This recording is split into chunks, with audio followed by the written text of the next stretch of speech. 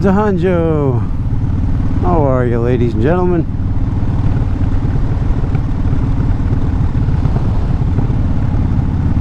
All right, riding on my choppy bug smasher right now.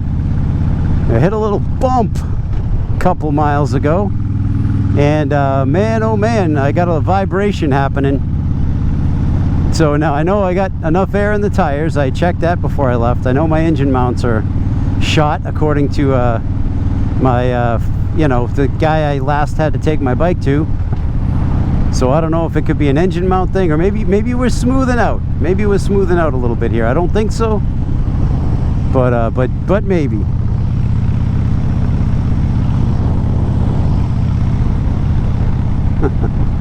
Anyway, yeah, here's a question for you.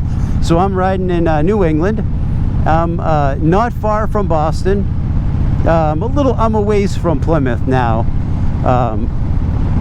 But Cape Cod is also in range. So my question is, for those of you looking to visit New England, if you had to pick one of those destinations, would you visit the city of Boston? Would you visit Plymouth, which I think is the largest town in Massachusetts? It's quite large. Thanks, buddy. Yeah, I like that. When you stop using the leaf blower when the guy on the bike's going by, I appreciate that. It's the little things. That thing's probably got more horsepower than the Bug Smasher too. I ought to put one of those on the back. Well, the opposite of an air intake, right? Well, I guess air is going into it. Anyway. What are we even talking about? Yeah, or would you go to Cape Cod? Yeah, what's your poison there? Now, Boston, of course, you got culture. Now, of course, you got culture in Plymouth and Cape Cod too. Just maybe a little bit slightly less diverse. I mean, they're smaller places. That's why. No particular. No shade on either of those places. So Boston, you got a lot of culture crammed into a very small city, a very small but a very nice city. You know, depending on where and when you go, it's a very nice city. What's up, dude? Yeah, just walk right out. That's fine. That's a good choice.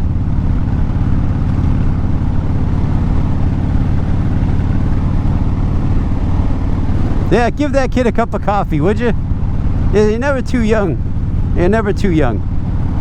Yeah, so Boston, you get all the culture. You know, you get all your major sports teams, except for the Patriots, who play probably 10 minutes from where I am right now.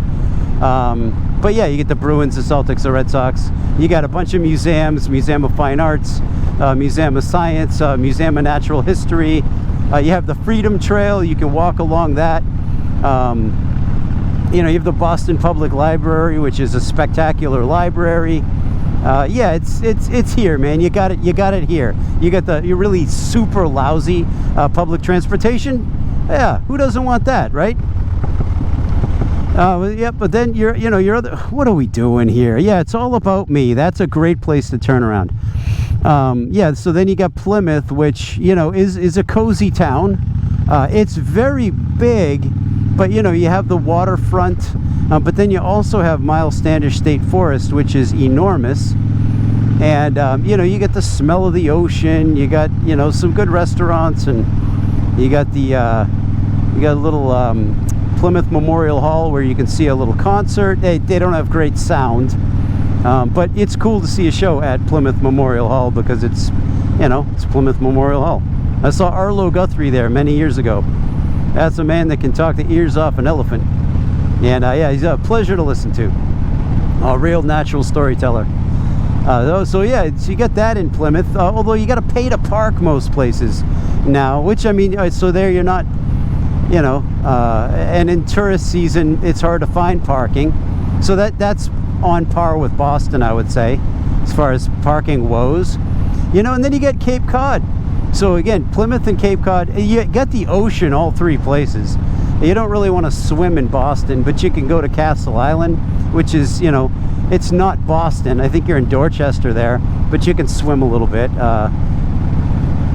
You know, but yeah, Cape Cod, you got you got what's over the Sagamore and Bourne bridges, which is like, I almost said Snob Town. I don't mean that. I got friends that live over there. You know, they've retired and moved to that side of the Cape, and it's awesome. Because once you're there, stay. Do you know what I'm saying? Because the traffic in the summer is an abomination beyond compare. Which I guess puts it on par with Boston. You know, but if you're there, stay there. And better yet, if you know somebody who lives there and you're friends, you know, it's a good time to, you know, you get down there and stay there for a week. You know, that's a good way to do the Cape.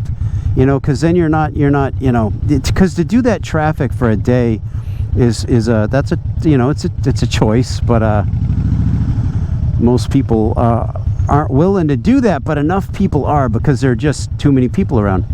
But enough people are find it worth it that they just will back it up for miles, and it's pretty miserable. But Cape Cod, you also, what's up, man? You also have the canal, which I love. You know, my papa worked on the power plant. If you go to the end of the canal, towards the Sagamore side, you can see the big blue power plant, and you know, my grandfather worked on that. So that's super cool, and you know, you'll see like a big ship go by once in a while. You know, and it's you know, you go across the bridge and you get some really good places to eat. And but again, I guess all of these places, it's about money now, unless you got a connection. So that is kind of cost prohibitive. So forgetting money for a minute, you know, which of those seems more appealing? You know, the city of Boston with its bustling, you know, daytime and nighttime thing, your sports scene, your concert venues, really good concert venues, culture, great food, or you got Plymouth, which is a little more low-key. You can walk, you know, all along the main area. You know, they got your antique shops and all that stuff. You can buy something painted in China, you know, but you get to smell the ocean, you get to sit and look at the sailboats and stuff, and you got a lot of culture there. You can see a lot of you know, native community history and stuff, and you can see the Rock, which has disappointed 100% of people who have seen Plymouth Rock.